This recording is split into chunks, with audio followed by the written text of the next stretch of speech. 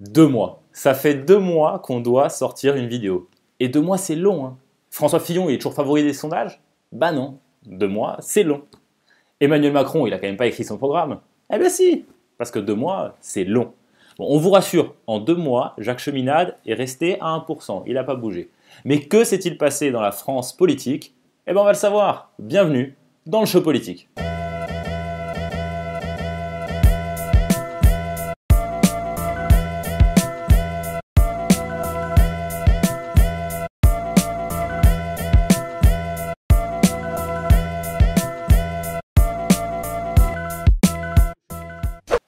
Et l'événement de la semaine, qui était aussi l'événement d'il y a 2 semaines, et qui était aussi l'événement d'il y a 3 semaines, c'est évidemment l'affaire François Fillon.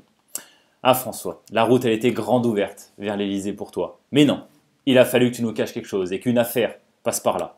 Et du coup, tous tes soutiens partent petit à petit. Et on ne compte plus le nombre de défections. Il est de plus en plus isolé. Après Thierry Solère, Bruno Le Maire et les membres de l'UDI, c'est désormais sa garde rapprochée qui lâche François Fillon. Patrick Stefanini, son directeur de campagne, a remis sa démission ce matin dans une lettre relayée par plusieurs médias.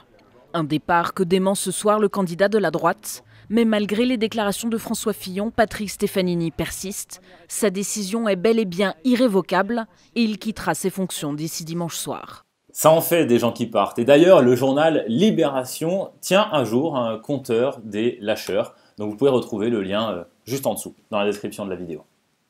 Et pauvre François Fillon, qui avait vu les choses en grand avec son QG de campagne, puisqu'il avait loué des locaux de 2500 mètres carrés, ce qui est absolument immense. Pour vous donner un ordre d'idée, Nicolas Sarkozy en 2007 avait loué un QG de 1000 mètres carrés, et en 2012, il ne faisait plus que 600 mètres carrés. Et du coup, en ce moment, ces espaces ils doivent sonner bien creux avec tous ces soutiens qui partent.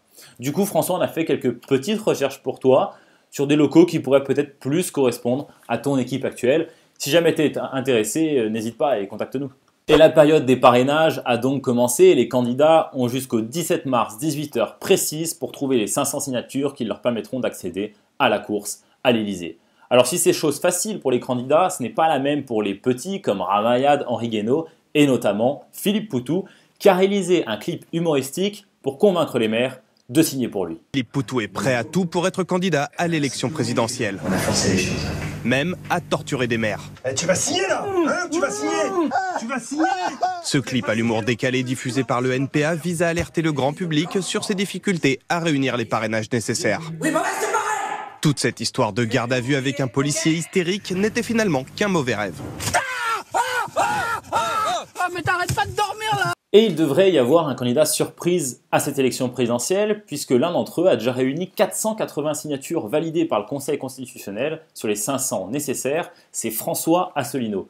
Il est complètement inconnu du grand public, et pourtant il existe, et il va pouvoir être présent à l'élection présidentielle. Une petite vidéo faite par une télévision locale pour présenter le personnage. C'est que j'ai créé moi-même un mouvement politique le 25 mars 2007, il y aura bientôt 10 ans, pour appeler les Français à se réunir au-dessus du clivage droite-gauche afin de faire sortir la France de l'Union européenne, de l'euro et de l'OTAN. Alors il y a 10 ans, c'était considéré comme farfelu, et bien maintenant, je suis le candidat du Frexit. Prenons désormais beaucoup de recul et regardons ce qui s'est fait il y a maintenant 5 ans, en mars 2012, lors de l'élection présidentielle qui a amené François Hollande au pouvoir.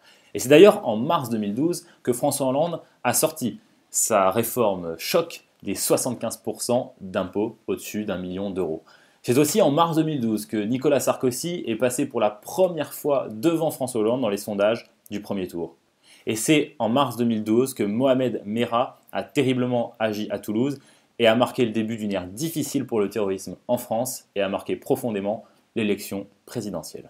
C'est la fin de ce deuxième numéro du show politique. On espère que ça vous a plu. D'ici à la prochaine vidéo, peut-être que les Républicains auront sorti un plan B de leur chapeau, mais ça c'est pas à nous de le dire. Valéry Giscard d'Estaing a la réponse. Ciao. Bon, voilà le plan B. Voilà le plan B. Alors on vous a dit, il y a un plan B.